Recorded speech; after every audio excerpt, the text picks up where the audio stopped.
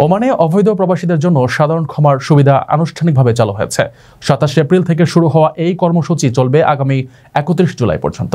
এই 3 মাস সময়কালে শ্রম মন্ত্রণালয় এবং রয়্যাল ওমান পুলিশের সকল জরিমানা মওকুফ বলে বিবেচিত হবে। একই সময় অবৈধ কর্মীরা জরিমানা ছাড়াই নতুন নিয়োগকর্তার অধীনে বৈধ হতে পারবেন কিংবা ওমান ত্যাগ করার সুযোগ পাবেন। বিষয়টি মাস্কাট দূতাবাস থেকে নিশ্চিত করা হয়েছে। এই সময়কালে আপনারা কোনো প্রকার জরিমানা ছাড়াই আপনাদের ওয়ার্ক ভিসা অথবা কাজের ভিসা এবং লেবার কার্ড নবায়ন করতে পারবেন। অর্থাৎ পূর্বে প্রতি মাসে যে আপনাদের 40 ওমানি রিয়াল করে জরিমানা ছিল, এই জরিমানা ছাড়াই আপনারা নতুন নিয়োগকর্তার নিকট আপনার কাজের ভিসা নবায়ন করতে পারবেন। জানা গেছে ফ্যামিলি কিংবা ভিজিট ভিসায় আসা ব্যক্তি এবং নিয়োগকর্তারা যাদের ব্লক করেছে সেসব প্রবাসী এই সুবিধা ভোগ করতে পারবেন না।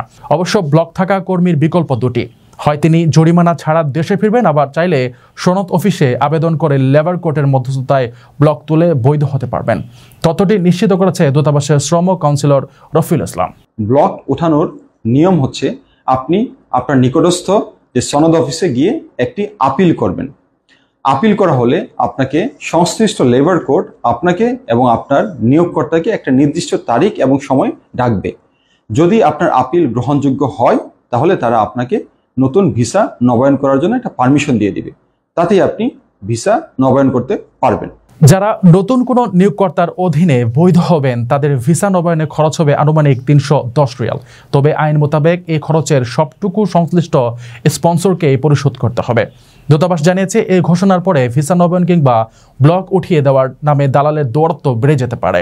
তাই বিপদ এড়াতে কর্মীদের সকল আর্থিক লেনদেন এবং দালাল শ্রেণীর প্ররোচনা থেকে সাবধান থাকতে পরামর্শ দিয়েছে দূতাবাস। ওমানের সেরা রেট দিচ্ছে বাংলাদেশি প্রতিষ্ঠান গালফ এক্সচেঞ্জ। প্রিয়জনকে টাকা পাঠাতে আজই আসুন আমাদের যে কোনো ব্রাঞ্চে অথবা কল করুন স্ক্রিনে দেয়া নাম্বারে। গালফ এক্সচেঞ্জ, বাংলাদেশিদের প্রিয় এক্সচেঞ্জ।